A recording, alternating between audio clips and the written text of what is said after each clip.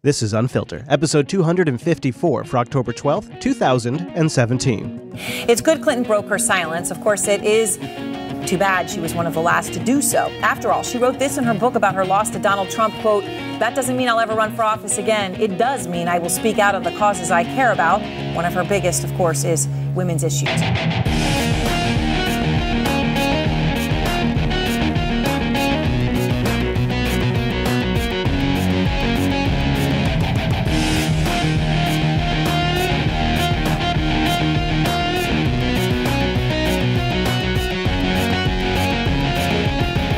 Welcome to Unfiltered, Jupiter Broadcasting's weekly show that's saving you from all of that news you really shouldn't be watching. My name is Chris. Mr. Chase is out this week, dealing with a passing in the family, so our thoughts are with him. I apologize if you're expecting a show yesterday, for this week.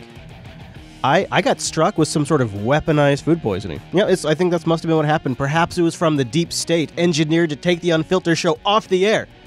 But I won't allow it, my friends. I've drugged myself out of bed, I've had my first solid food in 24 hours, and I think I'm at least at a good solid 30% capacity, which means we're going to do a show. Now, it took me until the overtime to realize I had the wrong banner up, so that when you get to the overtime, you might don't say anything. We just won't say anything. Shh, we won't say anything. But the show had to go on because we have much to talk about. As always, we have some interesting cyber stuff. Equifax, as you know, big old breach there, and you also probably know it's gotten worse. Cover a little bit of that. Of course, we have some Russia news. Then we're going to talk about Harvey Weinstein a little bit and how that relates to Hillary Clinton and how this situation is making Hillary relevant again. Then we'll discuss the wildfires, end it on a high note, and then shift over into a special overtime. Why is it special? Because they're all special.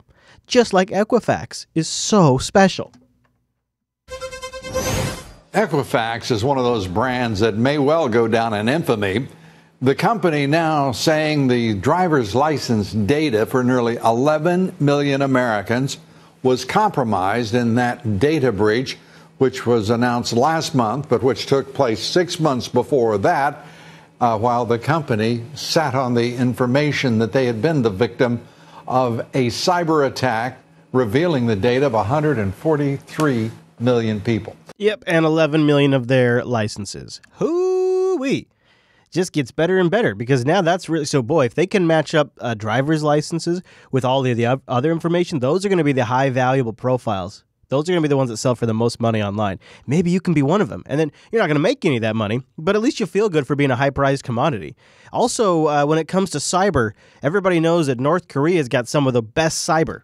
Great cyber. Tonight, documents obtained exclusively by NBC News show Kim Jong-un has targeted the U.S. power grid with cyber attacks against multiple electric companies, trying to break in with emails containing malware, according to a private report by the cybersecurity firm FireEye. They have the capability not only to infiltrate... Yeah, you remember FireEye, right? Don't you? FireEye. The ones that also certified the DNC was hacked by Russia. FireEye. Now the number one go-to when you want cyber investigations. FireEye. FireEye. They have the capability not only to infiltrate, but potentially to destroy data and systems. North Korea already attacked Sony 3 years ago. That was an inside job. Revenge for a Hollywood movie mocking Kim Jong-un. Yeah, that's bullshit. That was called marketing. Now experts warn they are developing the same techniques to attack broad sectors of the U.S. economy. One of the things that worries us a great deal is the ability of the North Koreans to strike here in the heartland, particularly at the financial sector. Now, this is the Pepsi of your cybersecurity firms. That was somebody from CrowdStrike, the other go-to. This is the co-founder, Dimitri. Koreans to strike here in the heartland, particularly at the financial sector. Intelligence officials tell NBC News it was North Korea that pulled off a brazen cyber heist of the Central Bank of Bangladesh, that country's Federal Reserve, netting Kim Jong-un $81 million. This defector tells NBC News the regime has embedded 6,000 cyber warriors in China, South Korea, and other neighboring countries. Cyber warriors embedded, you guys. We now have cyber spies among us. FireEye tells NBC News it has documented cyber attacks against South Korea's military, its power plants, even aviation, all appearing to come from North Korea. Now new fears those North Korean hackers could soon target the U.S. with a devastating attack. What I appreciate the most about these stories is how they fail to disclose the Vault 7 revelations just from, what has it even been 2 months? Can somebody in the Discord room remind me how long ago the Vault 7 releases came out, where they clearly documented that the CIA could make their malware appear to be from any nation, and they had the ability to camouflage their IPs and pose as foreign governments? When was that? 2 months ago? But your NBC News there, National Broadcast Network there, can't be bothered to remember that little detail, and just remind you that these very intelligence officials that they are quoting without attributing are also the ones that are developing weapons to make it look like foreign governments have been attacking when it's them. But, let's worry more about elite cyber spies, you guys. This channel has also been in the spotlight over alleged Russian meddling. Oh, yes. You were waiting for this, right? I mean, what took them so long? So RT has been the source of a lot of beatings recently. And it's just mostly been words, though. Oh, RT's this, RT's that, of course. Nobody talks about the fact that they have horrible ratings and that basically no major cable network covers them. But so it seemed like that's where they were going to leave it. Because really, in the grand scheme of things, RT is nothing. Nothing. They're probably less effective than $100,000 worth of Facebook ads. So I thought, okay, it'll just sit there and we won't have to worry about it. Because, it's good to hear from RT from time to time. I like that. Just like I like hearing from Fox and CNN and MSNBC and NPR and all these other outlets that we constantly monitor. I mean, geez, I should count them. But it's got to be over 40. And so they're one of them, because that's the whole spectrum we analyze. We analyze the whole spectrum. And so I thought that's what this whole country was about. But, free speech and whatnot. But no, not when you're a foreign agent. But it turns out once you become a foreign agent, the whole game changes for you and the amount of information you have to give away. Russian meddling, facing the prospect of being registered as a foreign agent in the United States. Uh-oh. But now Russian officials say they are mulling countermeasures. Oh. RT's Ilya Petrenko joined my colleague Neil Harvey to explain more. Basically, the countermeasures is you screw our guys in the U.S. and we'll screw your guys in Russia. And the U.S. has several, basically RT-type outlets that broadcast in Europe and Russia. And so Russia just said, we'll go after them. Organizations will have to register as foreign agents. So here's the bit, I think, where they go into what happens if you register as a foreign agent. I'm guessing at this point, this might be retaliation? Looks like it is retaliation. As you may well remember, the American Justice Department just recently got in touch with RT America's service supplier, requiring it to register in the U.S. as a foreign agent based on a law that dates back to ages ago. RT America, for instance, would have to provide the personal details of the staff or share and reveal the transcripts of interviews. And our editor-in-chief once again stresses that the amount of unwanted attention in the U.S. to our network is just enormous. I don't know if you caught that there, but they would have to give revealing information about their hosts, their guests, transcripts of interviews. This is their editor-in-chief, I don't think in the U.S. Until recently, no active measures except those targeting our reputation have been taken against us in the U.S. specifically.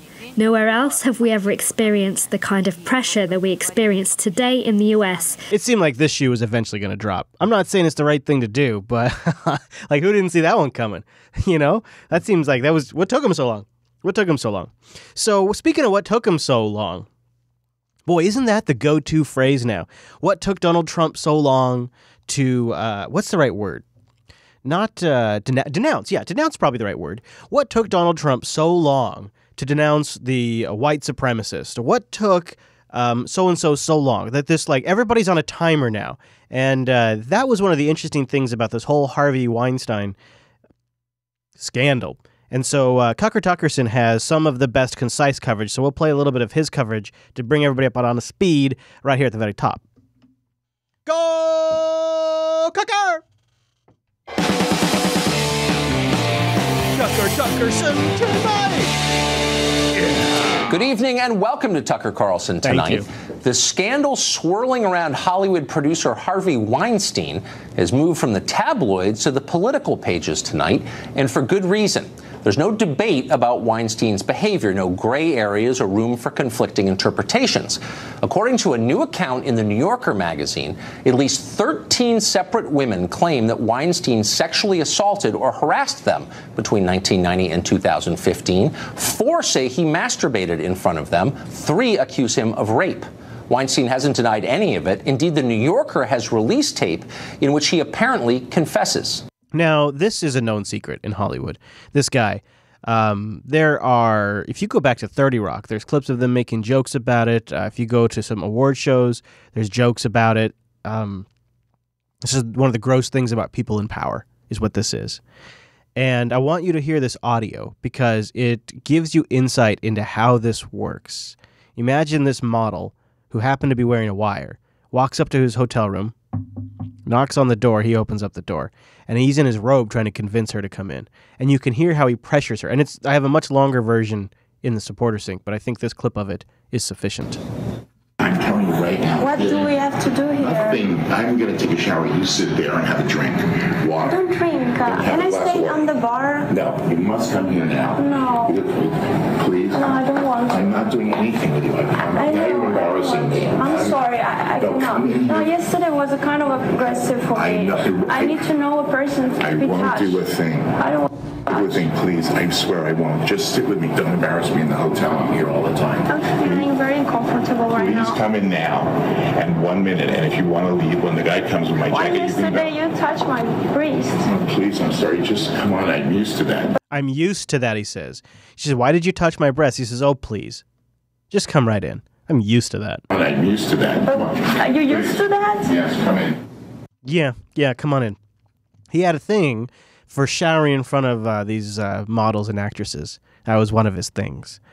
He's a pretty gross guy. And I think the worst part is that this isn't just Harvey. This is an issue that is rampant in a lot of different power structures, Hollywood and the political spectrum.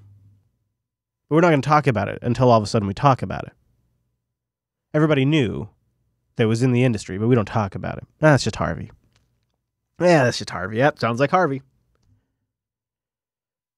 What I found most remarkable about this incident is how it is being turned into a situation to help Hillary Clinton become more relevant. And traditionally, I would have thought that bad press would have been a bad thing for her. But after watching these series of clips, I'm convinced it's the other way around. Let me give you an example of what I'm talking about. The Clinton News Network, as they were known during the election, CNN, was one of the first to come out swinging against Hillary. Let's talk about Harvey Weinstein, media Hollywood mogul, as you know, who has now had this fall from grace he's being accused of, just the most repulsive things that you can, some of them that you can imagine. So Hillary Clinton last night spoke for 90 minutes at an event in California. She talked about the NFL kerfluffle. She did not mention Harvey Weinstein. Harvey Weinstein has given something like $1.5 million to Democrats. And he's also helped bundle money for Hillary outside of that, too. Over the past decade plus. Here's what Senator Tim Kaine told us this morning, obviously Hillary Clinton's running mate, about how he thinks more people should speak out. Listen to this. I'm nobody's press secretary. I'm a U.S. senator, and I'm telling you that sexual harassment is unacceptable, and I really think it's low-life behaviors. Hillary Clinton speaks out against sexual harassment often, and I'm sure she'll have a word to say when the time's right for her. But I don't, I'm not anybody's press secretary. Understood, I'm telling you what you would recommend that she do that. Any leader should condemn this. Any leader should condemn this. So Hillary, of course, is a leader, apparently, now. Hillary Clinton, who has been friends with Weinstein, benefiting from his donations to her Senate and presidential campaigns, also broke her silence today, 5 days after the allegations broke. Now, Aaron here is rolling a series of images of Hillary and Weinstein hanging out. A spokesman releasing a statement under heavy pressure, writing, quote, "I was shocked and appalled by the revelations about Harvey Weinstein. The behavior described by women coming forward cannot be tolerated. Their courage and the support of others is critical in helping stop this kind of behavior." Again, this statement came only after incredible pressure. Even last night, Clinton spoke for 90 minutes at a book signing. She was asked about sexism and misogyny. She was happy to talk about both, but she completely ignored Weinstein. So you see what's happening here. This is what they are the best at. This is what the mainstream media nails. And we have to take a moment and deconstruct it to fully appreciate it. The conversation starts with a couple of fundamental assumptions that I just completely disagree with. But they've made those assumptions for the conversation. The first assumption is that Hillary Clinton matters. And that her denouncing anyone matters. See how those are two assumptions, right? That she matters and that she must then denounce somebody. Oh, and then there's a third assumption, really, if you think about it. That she must denounce that person within a certain time frame. I don't like it when they do this to Donald Trump. And now they're doing it to Hillary. But they're doing it in a way that makes her contribution to the conversation relevant. They're creating interest. They're creating intrigue, and and obviously she's going to make a statement. Of course she is. I'm sure Tim gave her a call and said, and maybe not Hillary, maybe he gave Uma, but he gave a call. He said, hey, I'm going on CNN. They're going to ask me about Harvey. What should I say? That happened. There's no way he was her vice presidential candidate, and then he goes on CNN, and that happened. They created demand for Hillary Clinton's opinion. They're doing it for her. And she's not sitting still either. She's out giving public appearances where she talks about being her most frank ever. You know, don't let it be something that people sigh over or get upset about and then forget. This is endemic to our political system, to business, to the media, to every part of society. So don't be afraid to talk about it and take it on. Misogyny is deeper. It's a form of hatred of women. It's an attitude of just such negative, almost virulent dislike of women. This is Clinton signaling that identity politics, at least as she's concerned, are not going away anytime soon, and that she is doubling down on identity politics, and that's going to be her spot that she carves out in the Democratic Party. It's rooted in power and the power relationship, and there's a pattern to it. All of which, of course, was evident with Harvey Weinstein.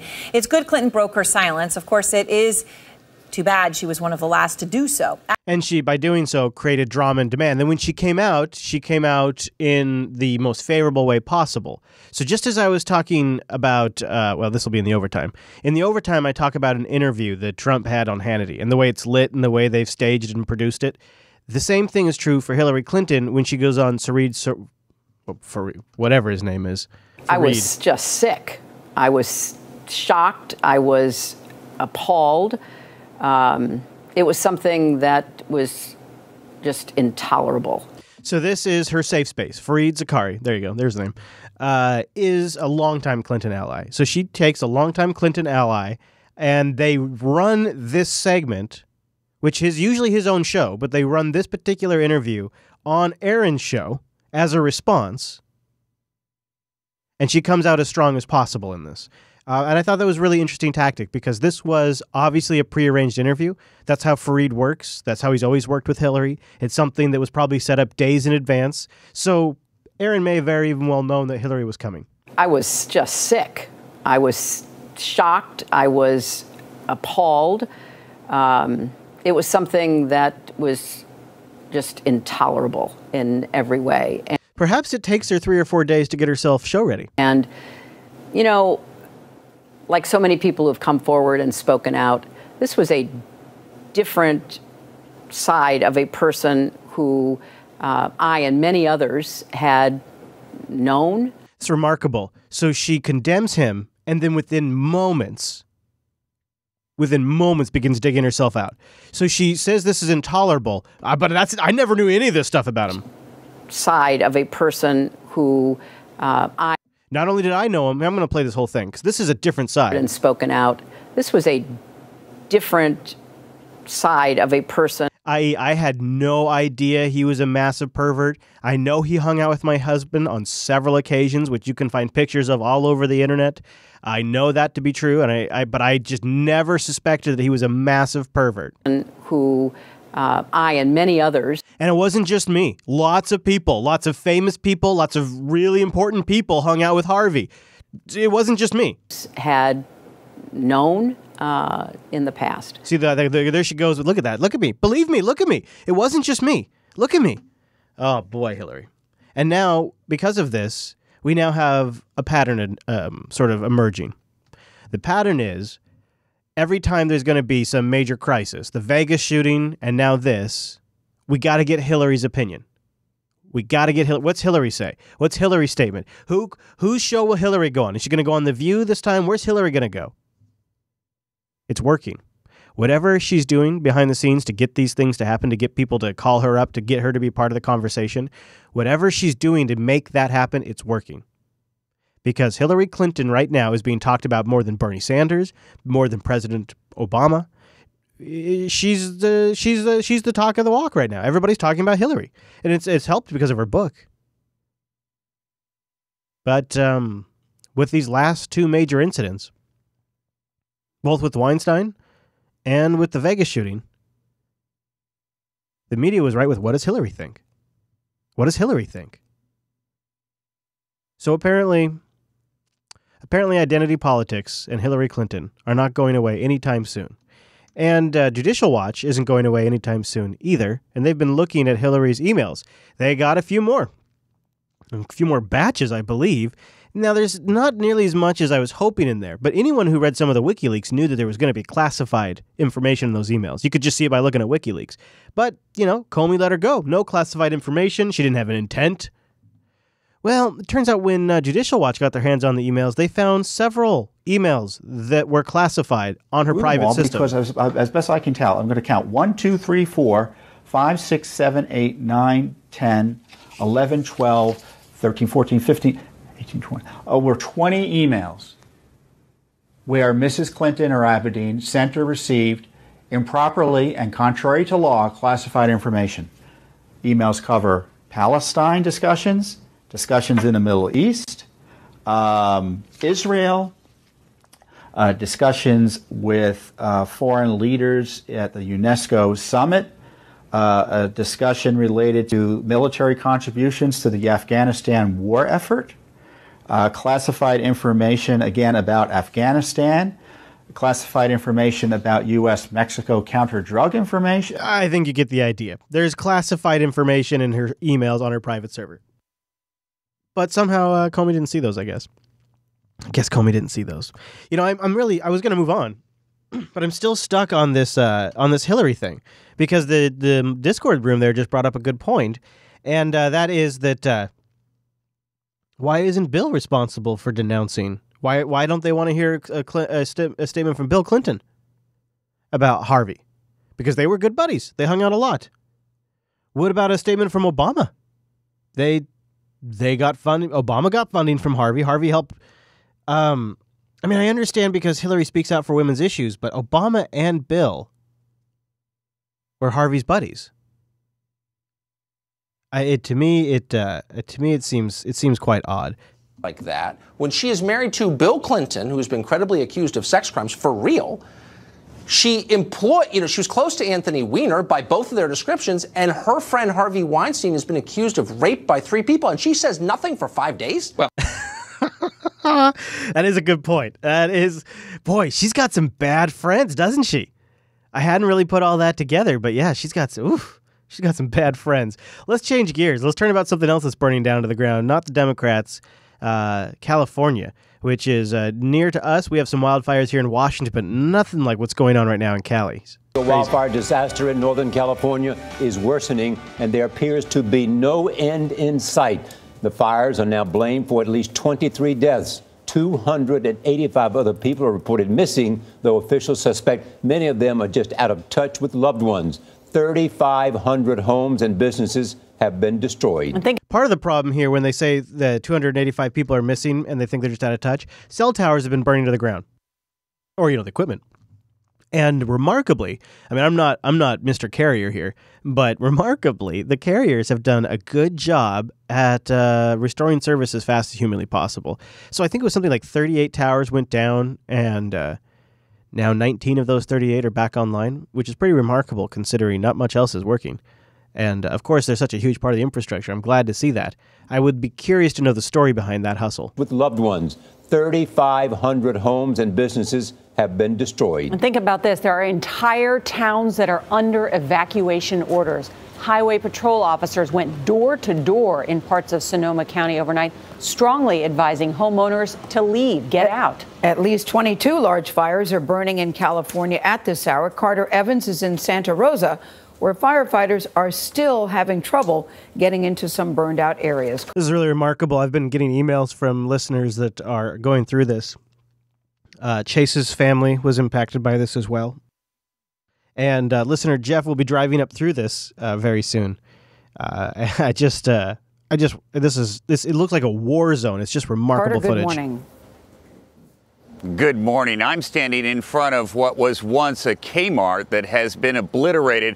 You can just imagine how hot it was to bend those steel I-beams, and take a look inside. That must have been jet fuel. You can see the burned out shopping carts there. This is what it looked like when it was fully engulfed. Firefighters say there was nothing they could do. Yeah, that looks pretty bad. Towering flames lit up the night sky, a warning to those still in the path of the wildfire. In parts of California, the safest place to view it is from the air. California Highway Patrol captured hillsides and towns burning to the ground. There's been fires that just blow through. This has been going on for 3 days with no resolution. We're just on edge right now. The fires have now burned about 265 square miles, an area half the size of Los Angeles. We are in this fight for the long haul. It's going to continue to get worse before it gets better. Really remarkable efforts. And there is some websites you can Google that give you information in real time, like, and the percentage of how contained it is or not. And it's fascinating to watch that. And I have friends that are firefighters, so I know how hard work that is. You know, some of those firefighters now, their houses themselves are burning, which could you imagine being out there putting out fires for other people's houses while your house is burning? Wow, that's just an unbelievable kind of work. That's real hero's work. So let's shift gears to the high note. Now, before we get into the high note, now, as Mr. Chase would like me to always remind you, the show is supported by Patreon at patreon.com/unfilter and supported by our audience. Because Chase is here today, we can't reach in his sack because he isn't here. And because my brain's like slowly fading, I started the show at 30%. I feel like now it's like down to like a solid 25%. I wouldn't be able to probably read the words off the screen at this point. I have to go home and die soon. But I would appreciate any support you feel like throwing our way, patreon.com/unfilter. We are supremely dedicated to our patrons, and we try to make a show that makes them happy, not what's going to get us a bunch of clicks. So that way we can sit here having a rational conversation about stuff. We don't have to be clickbaity. We don't have to play to people's emotions. And I think that makes this show extremely unique, and we need your support to do it. Patreon.com/unfilter. So the high note, let's discuss a little medical marijuana addiction. Now, there's a lot of different debates. Most of them are all incorrect, but a lot of different debates about the, I guess, how addictive cannabis is, let's say. And I thought I'd try to get an authoritative source so we could just sort of give you something to just kind of go by. You could time link this from the YouTube video. If you're a patron, you can go get the clip. And the source is legit here. This is from an addiction specialist, and I watched Mayo Clinic Radio for you. And I want you to understand how boring Mayo Clinic Radio is, okay? I watched this. Welcome, everyone, to Mayo Clinic Radio. I'm Dr. Tom Shives. And I'm Tracy McCrae. Medical marijuana is marijuana that is used to treat pain, nausea, and other side effects of some... Oh, I'm sorry. I fell asleep. Anyways, you can watch the whole interview if you think I'm being a little obnoxious, because it's not that bad. And it is interesting. I have it linked in the show notes, the whole thing. But the guy here, this addiction specialist, was asked by the host, as they're signing off, an unscripted question. And I couldn't believe it. After watching the entire interview, I managed to score something that I think is pretty interesting. So this is, I think, as authoritative it's going to get here. This is a addiction specialist researcher who's been doing a lot of research on cannabis. And the radio host asked this Mayo Clinic guy, is pot addictive? Not be forthcoming about their use. One final question. Can you Yeah. get addicted to marijuana, whether you're using it for medical purposes or otherwise? So not even just medical. And this Mayo Clinic radio goes out to customers and doctors. I mean, this is like a little Jupiter Broadcasting that they have for the Mayo Clinic here, and they're actually even using my mic. Look at that. Good for them. Good for them. Great question. And when you look at the data, there about 10% of chronic users have some form of dependence. And the dependence we typically define as having withdrawal from it when you stop it. And you see about 9 to 10% of chronic users actually having a dependence on it. Okay, so there is your answer. 9 to 10% of chronic cannabis users actually do experience a level of withdrawal. And if you experience a level of withdrawal, then that is considered and classified as addiction. Now, what's fascinating is 10% seems remarkably low to me because it seems like 10% of anybody could get addicted to anything. But also, what strikes me is what kind of withdrawals and how severe are they and how do they compare to other drugs? That's something I'd like more information about. You're using it for medical purposes or otherwise? Great question. And when you look at the data, there about 10% of chronic users have some form of dependence. And the dependence we typically define as having withdrawal from it when you stop it. And you see about 9 to 10% of chronic users actually having a dependence on it. All right, all about medical marijuana from someone who knows, internist and addiction specialist, Dr. John Ebert. Good to have you back. Thanks. So there you go. And I'd be willing to bet probably a side of onion rings that the withdrawals that he was mentioning are not nearly as severe as those from, say, heroin or probably even alcohol. But I don't know because they don't give us that information. Now, there's a bit of a problem in Colorado, apparently. With all of this legalized weed, illegal weed is on the rise. Everyone, I'm Shannon Ogden. And I'm Ann Trujillo. Even though marijuana is legal here in Colorado, DEA agents tell Denver 7's Mark Stewart the black market is growing like weeds, Mark. Now, we'd love to watch Colorado because they're one of the first to rectify. No, I got nothing. But this story to me is laid full of turds. Just turds everywhere. You ever go to somebody's backyard who hasn't scooped their dog's poop in a while? I have once, maybe twice been those people. And you just step on a turd, then you try to go walk somewhere else and you step on a turd. God forbid you're walking with bare feet too, because it's the last few damn days of summer, and one of the things you want to do is just walk around in the backyard. Oh, I'm sorry. Anyways, this story is full of turds, and I'm going to help you avoid those landmines after this guy stumbles through his introduction. Ann and Shannon, just consider the numbers. Last year, Colorado marijuana sales topped $1 billion.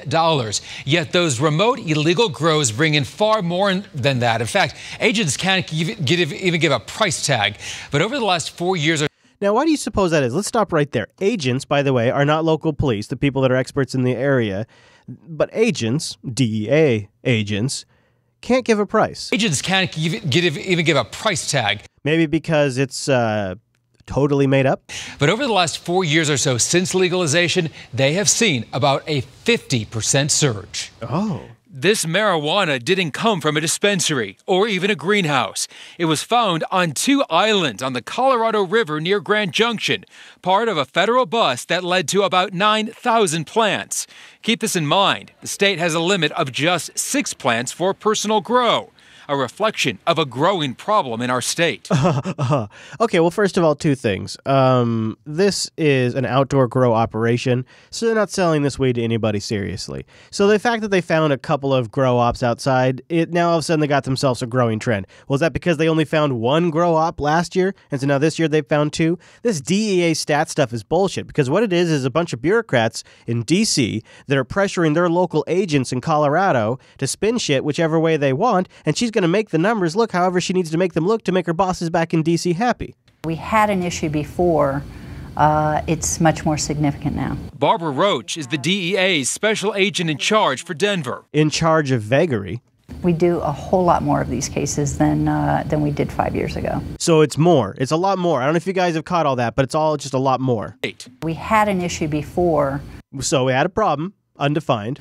it's much more significant now. So it's much more now, guys. See, that thing that we had is much more. Barbara Roach is the DEA's special agent in charge for she's Denver. Special, all right. We do a whole lot more of these cases than we did 5 years ago. Is that because you're trying to make a point at a federal level? Is that because your boss is Jeff Sessions? Yeah. And it just keeps increasing. The cases are sometimes busted by accident. These are pictures from a takedown in the San Isabel National Forest. More than 7,000 plants seized, worth about $7 million. It's basically individuals are coming in and taking advantage. There's no tax base. Taking advantage, guys, by finding a piece of land and planting a weed. They're taking advantage. They're utilizing our natural resources. The ground, the dirt, that stuff would have been growing in anyways. These aren't victimless crimes. They impact all of us, including our environment. Yeah, guys, these plants drink water. We already have a limited amount of water that we can all use, right? And you have the population, you have the farmers, and now you have the marijuana growers. Yeah, if only those pot plants weren't there, then there would be nothing on that land. It would be barren, and it wouldn't be consuming any moisture. Whew. Those evil, evil cannabis doers. So that's her strong. That's what she comes out with. That's the counter argument. What about the fact that it's imbalancing the new legal market? What about the obvious question in the room? Why is there so much illegal weed being grown in a state that has legal weed? What's the problem? Tonight, agents tell me drug organizations come here because they think they won't be prosecuted. Many of these groups have ties to both Russia and Cuba. Got the Russia connection in there, too. Attaboy. You did your good homework there, little Local 9 investigator. Speaking of Local 9 investigators, they have another problem. They have a problem that perhaps these Colorado growers could help. They don't have enough pot.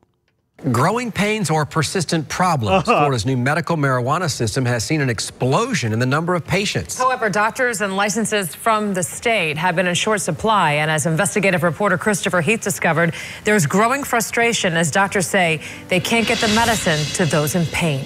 Well, I got your solution. All you need to do is go on up to Colorado and get yourself some of that illegal outdoor weed.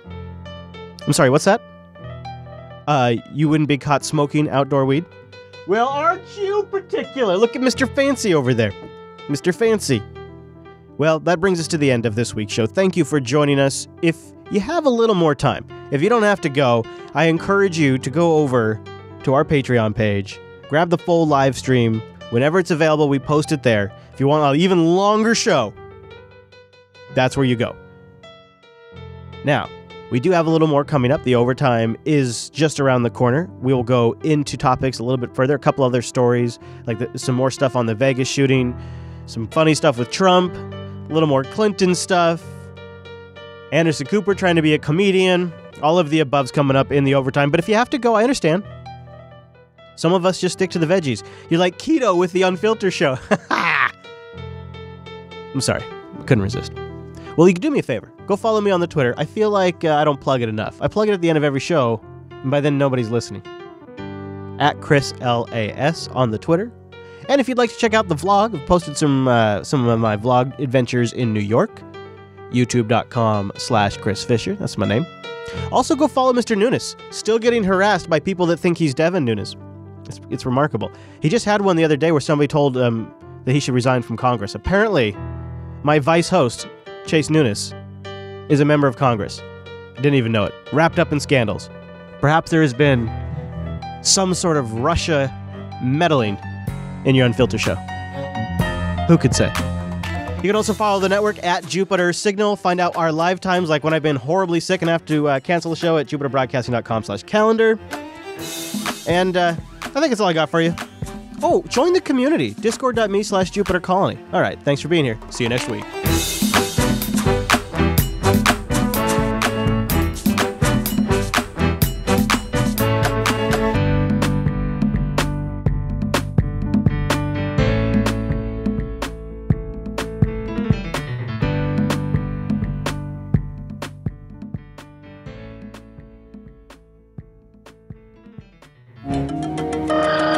Don't believe fake Chris. He's fake news. This is the real part of the show. This is really the overtime. Overtime!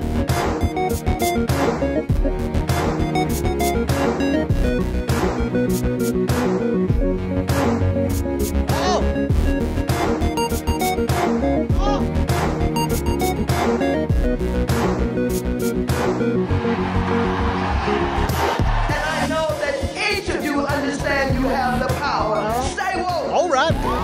Thank you to our new patrons for, quote-unquote, staying woke. Over at patreon.com/unfiltered. New subscribers this week, Bryn, Paul, Benjamin, K, Ben, Shelby, and PCX Mac. Boom! You are our new patrons for this week. Thank you very much. I got my arse out of bed. I drug myself into the studio, and I'm making this here show for you and all of our patrons. Over at patreon.com/unfiltered. What do you think about that? That could be my politician voice. Yeah, if I was giving a speech. That would be my voice. All right, well, we have a lot to get into in the overtime. Now, you guys know how I love to start out a little light with the Oh Nancy segment. You know, I've had a realization with Nancy and her friends. This level of the Democratic Party is being paid to lose. I just saw a speech by Joe Biden that just about made me want to pull my hair out. Now, I'm going to spare you. I have it linked in the show notes, I believe, but I do not have it here. Instead, let's dedicate the Oh Nancy segment to my favorite Nancy clip in ages. I don't know if I've had one this good for a long time, and it's even after camera switching and editing tried to make it better for her. CNN tried to help her look better, and this is still unbelievable. Responsible gun owners from the hills of Arizona to the duck lines of Minnesota, all over, say we're all law-abiding. We have many guns. We have as many guns as he had, but we have background checks. So this isn't a frivolous thing, and many of us who are interested in the public knowing. Whew. Now, on the money side, we have a letter. We have a letter that we're sending to ask. To ask what, Nancy? I mean, this is an issue you care a lot about. You're really fired up about this issue. What are you asking, Nancy? We want the letter came, not from us, from the board that was... Oh, so you're not sending a letter. Oh, okay. You just totally misstated that entire thing. To reestablish the financial integrity, economic integrity of Puerto Rico. When I say integrity... The audience just looks dumbfounded. Integrity, success. That board has just written to us, the leaders, 4 leaders, asking us to... What is it, Nancy? What? I mean, this is a letter that's really important. What is it? Pass a law to enable the Treasury Department to lend money to Puerto Rico to get through its governance. That didn't make any sense. That was rough. That was really, really rough. Perhaps you should take some speaking cues from Hillary. That would help. You leaned heavily on Chardonnay. Look, I took a lot of walks in the woods. Long walks in the woods. I took long walks in the woods. Long walks in the woods. I spent a lot of time cleaning closets. Organizing my closets, I bet you did. Right? I went into a frenzy of organizing every drawer and closet in my house. And playing with my dogs. I played with our dogs. And yes, I had my fair share of Chardonnay. I drank my share of Chardonnay. I mean, my share of Chardonnay. And yes, I had my fair share of Chardonnay. I won't lie, Chardonnay helped a little too. There were a few other things, but this helped. Yeah, she's got her talking points and she's good at sticking to them. This is the new Hillary. The new opened up Hillary. So you heard her mention there, Nancy. You heard Nancy mention there about his guns. Well, you probably guessed it, but of course, yes, she was talking about Eric Paddock, the Vegas shooter. And, I'm not Eric, sorry. Eric's his brother's name, but that's actually who I want to talk about. Eric Paddock, the brother of the Las Vegas shooter, has been a really strange character in this entire thing, and I didn't really know how to break this down for the show, so this isn't my clip, because I wasn't really finding the right flow for this guy, because he's a weirdo. This clip, though, it came up online, and I thought, let's go through this, because there's some weird aspects to this family, and this guy touches on him right here. The brother of the Las Vegas shooter, Eric Paddock. Steve made my mom wealthy. Someone said that that Steve transferred $100,000. Woo, $100,000. wealthy people. $100,000 isn't that much money, A, and I'm sorry if that hurts people or something, but $100,000 isn't that huge amount of money. He gambled that much through a machine in hours. I mean, we're rich. We're rich. I mean, we're rich. Once again, you need to understand. That's what people need to understand, the level where some people live. I guess everybody thinks that everybody works at Taco Bell or something. Taco Bell? Everybody doesn't work at Taco Bell. If you're going to condemn Steve for being a high-stakes gambler, the hotels are not going to be very happy with you. No, actually, I was condemning Steve for laundering money through gambling, for whitewashing his money. That's what I was. not. If these hotels say they don't know Steve, they're lying. Steve took care of the people he loved. He helped make me and my family wealthy. I mean, he's the reason I was able to retire. Sounds like what a guilty person does. There's a story about that he kept his windows, his shades closed, and he didn't talk to me for the first 3 times he saw me walking in the neighborhood. Wow. That makes him really weird, doesn't it? Is he such a weirdo because he didn't have a Facebook page and post? No. What makes him weird is that he shot from the 32nd floor of a Las Vegas hotel and had hundreds of thousands of guns, $100,000 worth of guns in his room. That's the part that makes it, and the fact that he made money off of video poker, or at least whitewashed money, and then all that stuff makes him weird. Not the stuff you're talking about. Posted 50,000 damn pictures of himself every day? Who's weird? Who on this planet do you think is grasping for this understanding more than me? Steve was a highly intelligent, highly successful person. He could have done anything he wanted to do. And he did. He did. Yeah. Isn't that something? A little more on the Vegas shooter. I guess now the word's out that he was on meds. Las Vegas shooter Stephen Paddock was reportedly prescribed an anti-anxiety medication over the summer. The 64-year-old was prescribed diazepam, also known as Valium. Oh! Could it have played a role in Paddock's mindset the night he killed 59 innocent people? Nah, I mean, none of the other shooters have been on pills like that, right? None of the other mass shootings have been on medication. Oh, what? I'm sorry, what was that? I'm sorry, what? All of them? Oh, sorry, I was just getting a correction from the booth.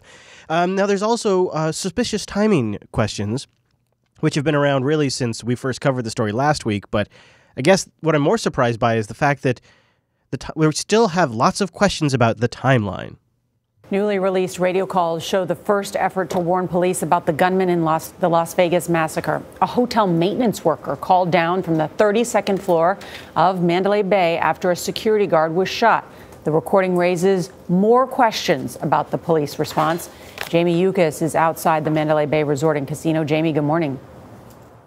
Good morning. This has many people wondering why the shooter stopped his gunfire after a hailstorm of bullets first into the hotel hallway and then onto hundreds at a country concert below. These are some of the first gunshots fired by Stephen Paddock from inside his suite at Mandalay Bay. Call the police. Someone's firing a gun up here. Someone's firing a rifle on the 32nd floor down the hallway. Building engineer Stephen Schuck used his radio to let hotel staff know about the terror unfolding on the 32nd floor. It's at the end of the hallway. Security guard Jesus Campos was already shot. I can't tell you what room. He looked like he fired down the hallway when I got close to the door. After Schuck's call, it's still unclear when exactly the Mandalay Bay staff called the police. Nobody's trying to hide anything. Originally, Clark County Sheriff Joseph Lombardo had said Campos interrupted the shooter. But now, Lombardo says those first shots... They didn't just say he interrupted the shooter, they said he was a hero. ...were fired 6 minutes before Paddock started his rampage. Well, now, what? What we want to do is draw the most accurate picture we can.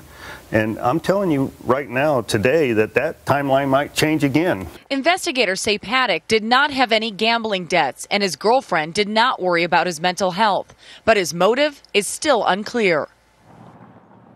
The first lawsuit by a victim has been filed. Paige Gasper's family is suing a number of parties they believe were negligent in this shooting, including MGM, which owns Mandalay Bay. In an interview with the Las Vegas Review-Journal, Sheriff Lombardo says an autopsy has been performed on Paddock and no brain abnormalities have been found. Yeah, this really is not sitting well with me. I'm not one to fry the bacon on the shooting ones as much as others might be, but the Discord room right now is discussing what some of the current theories are. And the one that does seem to be sticking the most is that he was some form of gun runner. He was either running it for the FBI, the CIA, running guns to ISIS, to perhaps a criminal group. There's lots of different theories. But as time goes on, the story has gotten stranger and stranger. And his brother Eric is part of that strangeness.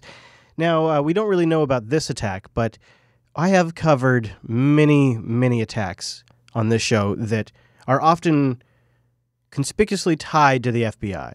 Either the FBI was playing the role of an informant, the FBI was aware of the shooter or the bomber, and somebody else has taken notice of this as well.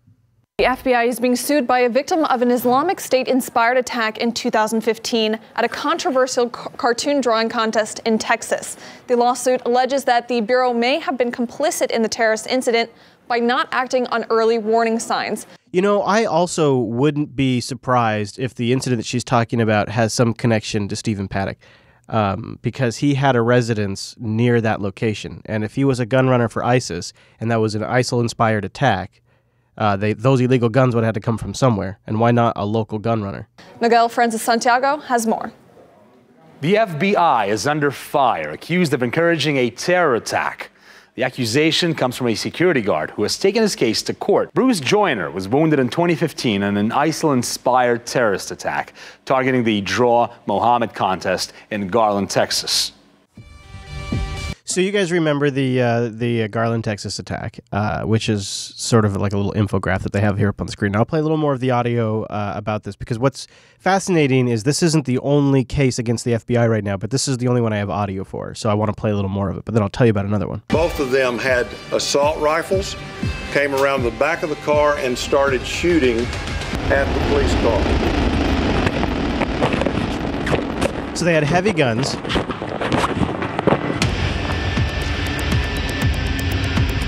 Of course, both of them were shot dead, so we'll never get any information about how they got started. Garland could have been a massive tragedy, but Mr. Joyner, along with other guards and the police, managed to stop the terrorists. Now he wants to get to the bottom of this quite shocking revelation.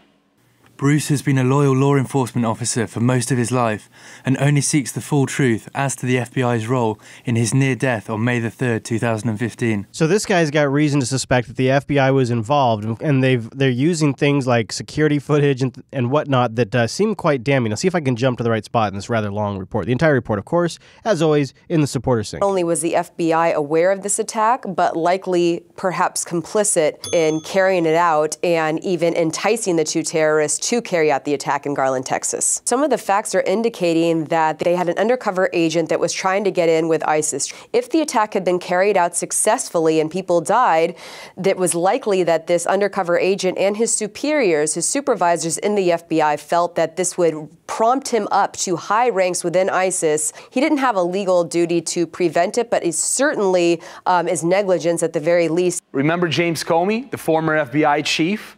Well, he didn't mention any of this during the 2015 Garland press briefing. And when asked whether counterterrorism investigators are looking for a needle in a haystack, he said the whole country is a haystack and the needles are invisible. Apparently, there was at least one needle that was visible. Yeah, they always are. Here's another needle. I'll have this linked in the show notes because, like I said, it's a written post by The Intercept, so it's not a clip. And it's captured FBI agents pressuring someone to join them in an ISIS sting, trying to get him to be essentially the terrorist, leveraging his girlfriend, his job, following him. And then they finally, to pressure him, after I think more than 2 years, they get him on tax fraud. Typical, right? And at a meeting They basically said, we'd make this tax fraud go away if you work with us. And the guy got it on tape. So The Intercept has the tape of it. Okay. We went around on Sunday, February 26, 2017, okay? Questioning people, defaming my name, and making accusation and claims, ludicrous claims, representing yourselves as investigating something the HSI did, okay, that found so-called audio and video. So in these tapes, the FBI says, you work with us and, we have what do they say? I think the direct quote is, you have the way out. As in, you know what you need to do, just work with us. So that is linked in the show notes. It's an interesting read because I think the rails are starting to be exposed, like the methodology that the FBI is using to entrap these people is starting to get more and more exposed, starting to become more common. At least people are talking about it more and people are reporting about it more. But it's something we've been talking about for ages now on this show. I'm not saying that's what Vegas is, but I'm saying that those weapons come from somewhere. Those weapons, the weapons that ISIS gets, the weapons that the cartels get. Fast and Furious was a thing. These weapons come from somewhere. And these individuals sounded like, at least this Vegas shooter, Paddock, Steve, sounds like he had a lot of money on his hands, and he needed a way to wash that money to make it untraceable. And it sounds like he had some guilt, and he made his family and friends wealthy. Who knows? But we'll keep watching to see if we learn anything additionally interesting. But at this point, I feel like we're probably going to get the most out of what we've gotten. Now, this next clip really made me smile because the hatred over at MSNBC for Donald Trump, it's so blinding for them that they get caught in their own hypocrisy and their own logic loops. This is a brilliant case. There's a long history of political propaganda in America, but after Donald Trump's election, people singled out fake news as false items posted online. Posted online, so let's start there. Not in the mainstream media. Posted online, of course. Out fake news as false items posted online to trick people into thinking they were reading true stories from real journalists. Here are two of the most shared headlines on Facebook during the general election. Of course, they go to their absolute favorite. False stories about the Pope endorsing Trump. Man, I haven't heard that one for a couple of weeks. I missed that story. Then this next one they went with, I thought they were going to do like Hillary's health or something like that. And Clinton selling weapons to ISIS. But then they go with Clinton selling weapons to ISIS. But there is a paper trail for the State Department being involved and working with a foreign partner to give ISIS, there's like a paper trail. Why is that? That's not fake. Now, President Obama spoke out about the problem in November, weeks after the election. Oh, and then I love this. MSNBC goes to their favorite man in the whole world, Obama. Let's all go to Obama, who's composed. This is the president we all miss. And, of course, this was when all of this was in the works. So Obama knew the direction this thing was going. So looking back in this in hindsight, you knew Obama knew where all of this was going. If generally we've got elections that aren't focused on issues and are full of fake news and false information. And like hope and change. Distractions, then the issue is not going to be what's happening from the outside. The issue is going to be what are we doing to ourselves from the inside. Oh, God, he's so smart. He's so introspective. You know what? You better go spread around all that classified information around the federal government to make it easier for anyone to unmask people real quick, Obama. Go do that real quick before you leave. From the inside. Also after the election, real journalists started reporting on the hucksters. Real journalists. Impersonating journalists, finding some were doing it for money and that fake stories boosting Trump did better than those boosting Clinton. Up on screen, they have a Facebook account where they've removed the amount of followers because it's so low that it would just prove that this was not an impactful thing on the average Facebook viewer, I suppose. So I love it when they do this. When they white out or they Photoshop out, obviously, the Twitter followers or the Facebook page likes, I got to make sure that's not in there. Other fake news, of course, came from Putin's meddling, still under investigation. Now this is where our mainstream media, real journalists, like he said, the real journalists, you can really tell that they're dedicated to the news. This man, he's only going to tell you the facts. He's only going to present you facts. He's not going to present you opinion because he's a real journalist. And this is the real news. Of course, came from Putin's meddling, still under investigation. And that was all right after the election. Americans were exposing fake news, and it was making Trump look bad. Americans were exposing fake news, and it was making Trump... What does that even mean? Does that mean they weren't liking the fake news? Does that mean that Americans were never deceived by the fake news in the first place and it took them to unveil it? What does that even mean? Doesn't that just undermine the entire point you just tried to make? Americans were exposing fake news, and it was making Trump look bad. Okay, well, okay. Keep those facts in mind. Facts, the journalist says. When you hear Trump's new false, absurd claim. False and absurd. That he invented the term fake news from this new interview. Now, what's funny about this is they hate the term fake news. They hate the term fake news. They hate it. But they hate Donald Trump more. And they're not going to let him even have an inch. The media is really the word, I think one of the greatest of all terms I've come up with is fake. I guess other people have used it perhaps over the years, but I've never noticed it. Now, I want to make sure, since this guy is now a minute into bashing Trump, let's be clear about what Trump says here. So is he coming out boldly and saying that he coined the term fake news? Or does he not even say coined? In fact, does he sort of just couch it immediately after that? Because it sounds like to me, this is like one of the least bambocious, is that even a term? I think it should be. Braggadocious Trumpian statements ever. Like, this is just real mild. Like, fake news. I came up with that kinda. I mean, I think other people were saying it, but I mean, I think, I kind of popularized. That is true. In fact, we talked about it on this show. He weaponized it. Fake news was getting thrown at him. Russia-sponsored fake news. Fake news was being thrown at him, and he took it, and he weaponized it, and he turned it back on him. And we talked about that on the show because I thought, geez, that was actually a pretty clever move. I've come up with is fake. I guess other people have used it perhaps over the years, but I've never noticed it. And it's a shame. And they really hurt the country because they take away the spirit of the country. Trump did not invent the term fake news. In fact, the very first time he ever tweeted the term was after the election, all the way in December. His emphasis, of course, is on diluting this term. And it's funny. Like they just don't want to give him an inch. They have to be the owners of that. They can't even let him own that, even though it's something they despise. It's a disparaging remark that they think is branding them and hurting their image. And they're right. They play in the game of perception. They would know, and yet they still want to own it. So that's MSNBC. And then on the other side, you got Hannity, which basically rolls out the welcome mat for Donald Trump every opportunity he gets. And welcome back to Hannity, and we're broadcasting tonight from the 193rd Special Operations Wing. Are you sure? Because it sounds like you're broadcasting from a white noise machine. That's what it sounds like, Hannity. Operations Wing at the Air National Guard base in Middletown, Pennsylvania. Now, WikiLeaks founder Julian Assange is saying that he has proof that the Russians did not give him the DNC emails. Well, I asked President Trump if he's willing to listen to what evidence Assange has. I was actually, this is kind of remarkable if you think about it.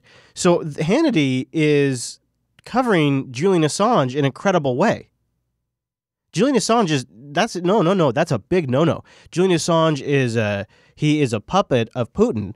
And they are a non-state actor, hostile intelligence agency. And we need to throw him in jail at least, if not maybe just outright assassinate Julian Assange. So to give that man a platform on Fox News, but then do it in an episode in which you are interviewing the President of the United States, which is going to be wildly watched, that's going to fucking piss off some people at the CIA. Like, that's just, you don't do that. You just don't do that. I wish you did. I think it's wrong. I think it's the kowtow media. That's one of the ways that they are complicit with propaganda is they only cover negative things about Julian Assange. And Julian Assange now, for a couple of weeks, if you don't know, has been saying that he has proof that Russia did not provide the emails. Now, he probably just has proof that it was Seth Rich, but he's not going to just hand that over. But he would trade that for amnesty or some deal like that is what I guess the story goes. Now, that basically would be WikiLeaks revealing a source, but Julian Assange is willing to make that deal to get out of his situation. I guess he's been in that embassy for a while now, I can understand. And in doing so, he's essentially saying, I can guarantee it wasn't Russia. If I can talk to Trump, I'll prove it to him. And remarkably, Hannity apparently didn't get the memo and is talking about it. What? President Trump, if he's willing to listen to what evidence Assange has. Let's take a look. I have identified and I've even talked to this audience, I've never seen any one person face as much in terms of attacks as you have. Man, these guys are two peas in a pod. You have a media that's hostile. You have Democrats that are hostile. You have Republicans that are hostile. A lot of deep state that has been leaking on you. And one of the things that has come up almost throughout your whole presidency is this Russia obsession. Here's my question. Now, I thought that was an interesting statement. Deep state is leaking on you. Have you noticed how much the leaks have slowed down since, since really Priebus was out? Now, there's something just from a production standpoint I have to say about this. Trump is extremely well lit. He's lit in a way that is flattering to his face flaps. And there is a specific way you light a person. It requires lighting from above, and it requires bounce light underneath. And they seem to have accomplished it with some just really high-end spotlights and not even using bounce. I mean, it's a really good lighting system without bouncing it around. And the background's really well framed. The people are out of focus, so there's the American flag there. This is the best Trump has looked, I think, since he's been president. I don't think he's... I don't think, and this I think is something that Hannity is doing for him. Hannity understands Trump in a way that other presenters do not. And so this is an example of what Hannity does that goes unspoken. And what it is he's making Donald look good. This is a sophisticated operation they're doing, and it gives them it's at a live event. That gives it even a whole nother level of challenge. So they managed to pull off one of the best looking shots for Donald Trump since he became president at a live event. There's a reason for that. That's not accident. Presidency is this Russia obsession. Here's my question. I interviewed Julian Assange 5 times. I've talked to him other times. He has said it's not Russia. There was no collusion. They didn't come. The DNC emails did not come from them. Congressman Dana Rohrabacher met with him. And he says he has proof positive evidence that would show the Trump campaign never colluded with Russia. Is it in the best interest of the country that if he has that information that he should give it? It seems, I'm guessing here, he wants in return to be left alone. Does the country deserve to know the truth if he has that? The country has to know the truth. And also, we can't let anybody play around with our voters and our... So he's basically dodging the question. The country has to know the truth, and then he goes into voting. Voter system. But I have to tell you this. So important. But Russia... See how Trump knows how to wait through the applause like most politicians don't? He immediately pivots. See, he is really the television candidate. They say that was Kennedy, but... So he does a but to let them know I want to start talking again. This whole thing. I'll tell you this, he immediately stops, he shuts his mouth, he even sticks his tongue between his lips to make himself stop talking, like he's physically forcing his mouth shut. So important. And then he comes up with so important, because you know what, I want to continue on, I can't wait anymore, I got to keep going. And then he sort of positions his hands, gets ready to speak, and then gives him a butt when he puts his hands out, sort of like, all right, everybody, stop, I'm gonna keep going. He has his hands in kind of like a stop motion. Russia was an excuse used by the Democrats when they lost the election. They said they lost the election. They sat in a room and they said, wow, we look bad. The morning after, in fact, it's been written about, I guess, in various books or a book. We covered that book here in the show. And I played, I believe, a clip from the audiobook where that is actually what happened. He's not kidding. So that's Trump looking good there on Hannity, having a great little chat with his pal. And helping the ratings over there. Meanwhile, one of the things that NBC was trying to do to amp up the ratings was create a little palace drama and intrigue. According to multiple senior administration officials, U.S. Secretary of State Rex Tillerson nearly resigned this past summer amid increasing policy disputes and clashes with the White House. The tensions came to a head around the time Donald Trump delivered a politicized speech in late July to the Boy Scouts of America, an organization Tillerson was once head of. Days earlier, officials add that Tillerson openly disparaged Trump, calling him a moron, after a meeting at the Pentagon with members of the president's national security team on... All right, so this is our best leak since Priebus. This is it right here. I was just talking about this, and it's sort of a stinker. The NBC report's the one to go to because they were the ones that got, quote unquote, 7 officials on the record. Other space-related agents. All the president's men in damage control today. The Secretary of State and the Vice President making a public display of playing nice. With that, Secretary of State Rex Tillerson. But new details tonight about an angry showdown in the White House Wednesday over the NBC News report. The president, according to 5 senior administration officials, furious at his Secretary of State. Kelly then abruptly scrapping plans to travel to Las Vegas with the president so he could try to contain his boss's fury and manage the fallout. Vice President Mike Pence also fuming, according to 7 senior officials. 7 senior officials. Interesting how they're giving you that exact number, huh?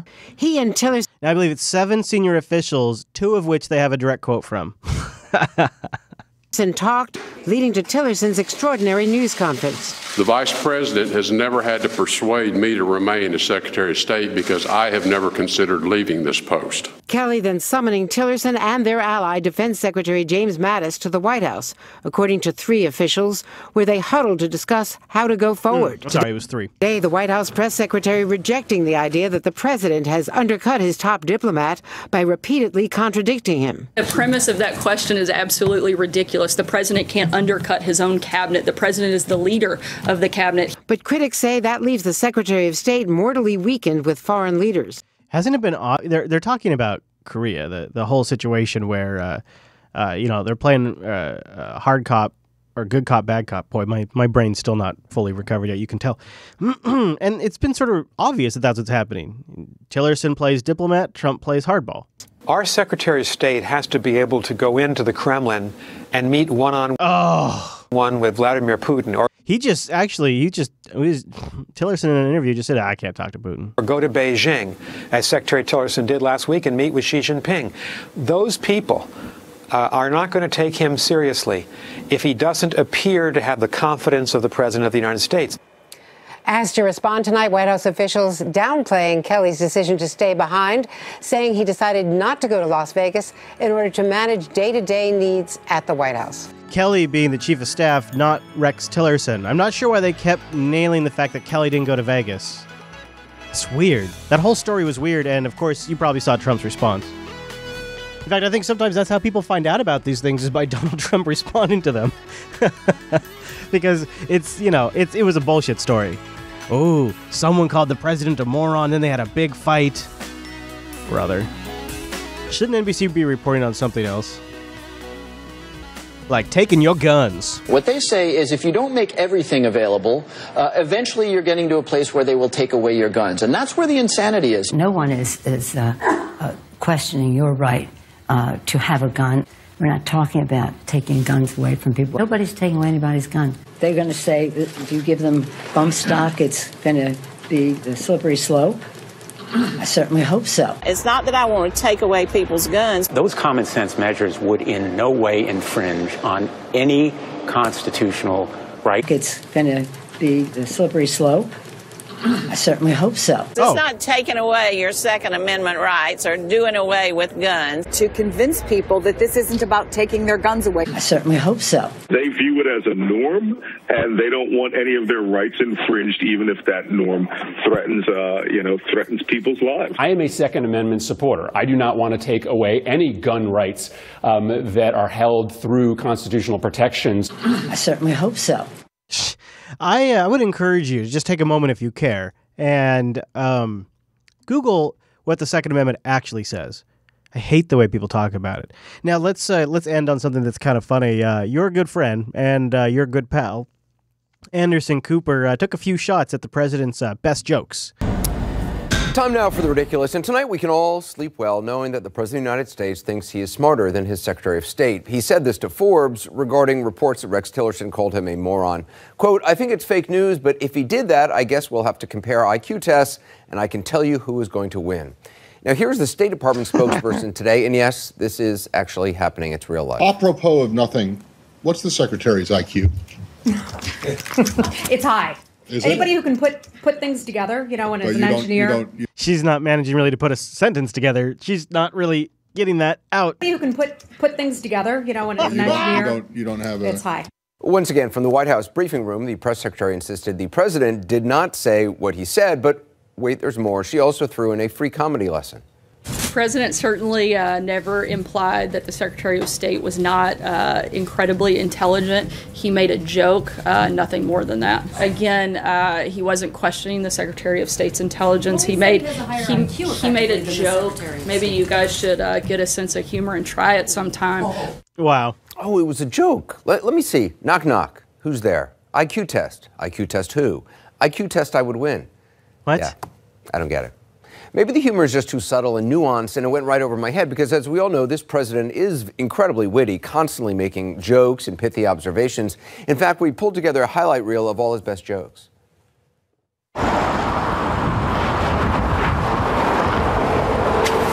Oh, tumbleweed. Yeah, there aren't any.